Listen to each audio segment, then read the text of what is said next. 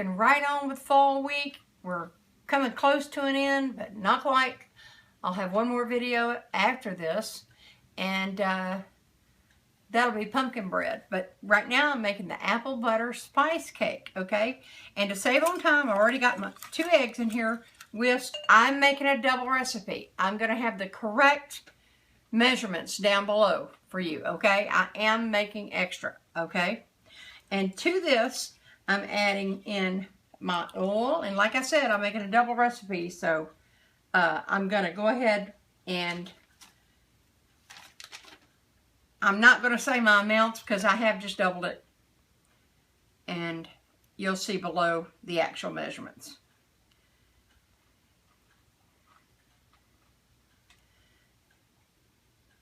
I just put in my oil, and I think I got a little bit of mist in there. Okay. And that was molasses I just put in. And to this, I'm going to add in my apple butter. Beautiful apple butter that I made. You saw the video. Oh my gosh, that aroma is so good. And I'm just adding this because I have just enough to make a double recipe. If you hadn't tried that, you have got to try it. It is worth it. It is so good. I saved out enough to have some on toast and stuff like that for the boys and all that good stuff. Okay, so here's these are basically our wet ingredients, okay? And I'm gonna just give this a good little mix here.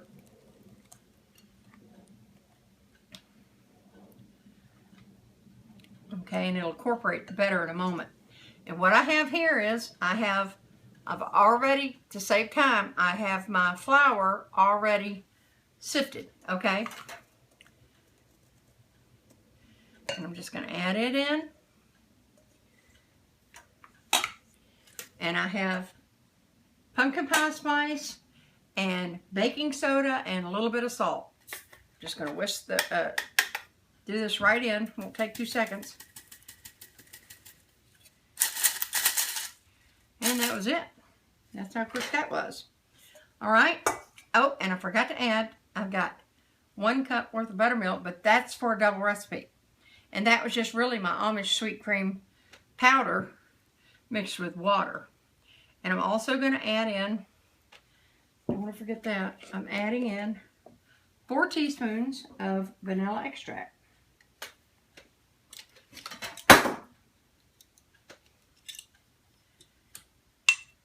3 teaspoons equals 1 tablespoon.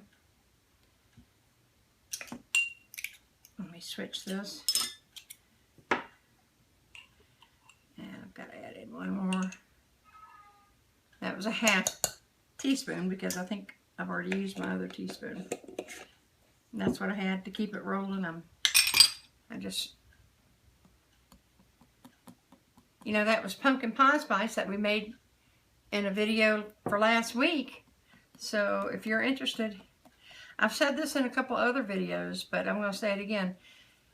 Even if you don't want to do something all the time, I'm talking about making it from scratch, do it once in a while, because you'll be glad you did. It helps you to understand the breakdown. Instead of just running to the store and buying pumpkin pie spice, you know, make it yourself, and then you understand what's in pumpkin pie spice. Poultry seasoning, same thing. You know, taco seasoning, Cajun seasoning, you know, all this stuff, steak seasoning, all kinds of things. And what I'm doing is I'm just incorporating this well. Okay.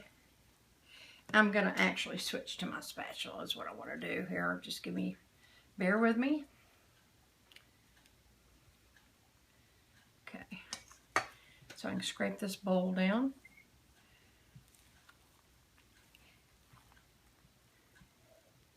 And, you know, I said this in another video. I can't remember which one it was, but my old girl, my KitchenAid girl my mother-in-law gave me, died.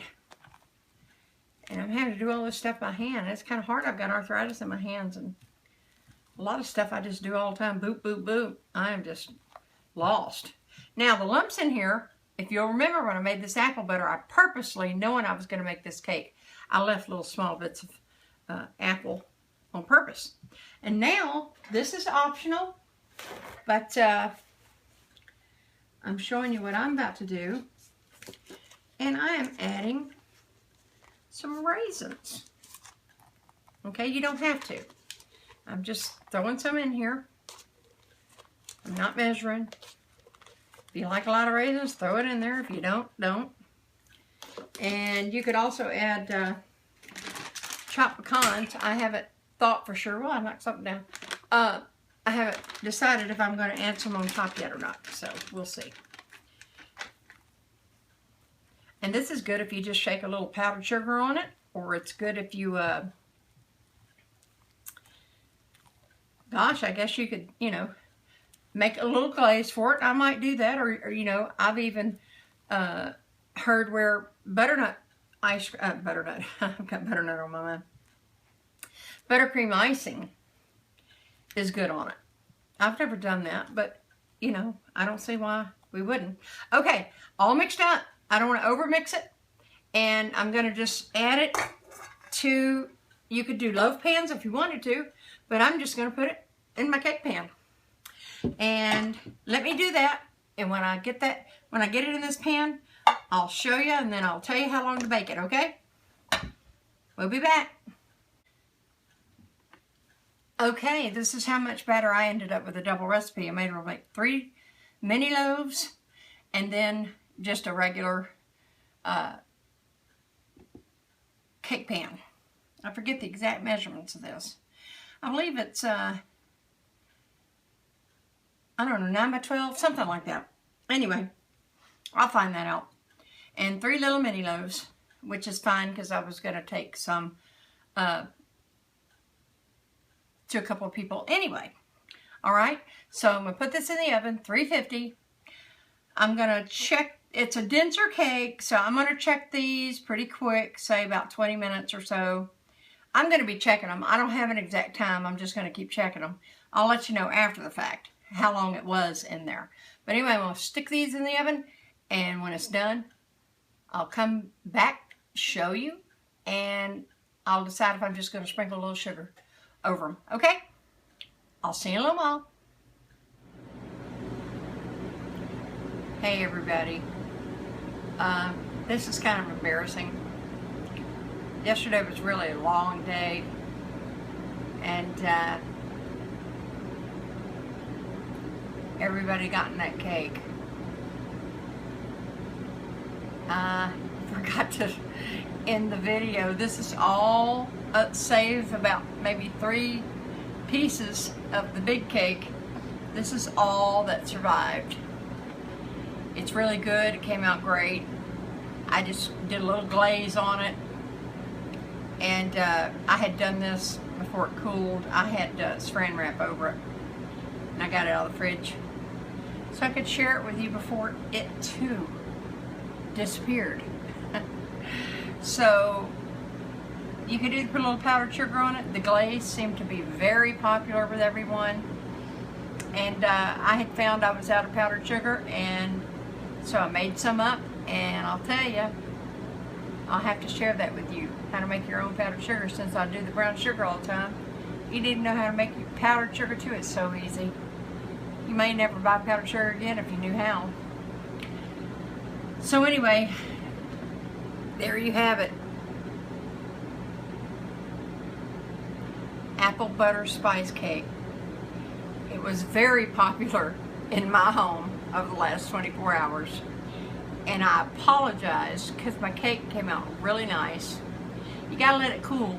But you know, I usually make 2 loaves. I just was different this year. I think I prefer the loaves. It's easier to slice, easier to glaze. You know, I did the big cake pan thinking it'd save me, but really it makes it a little awkward. I prefer the loaves.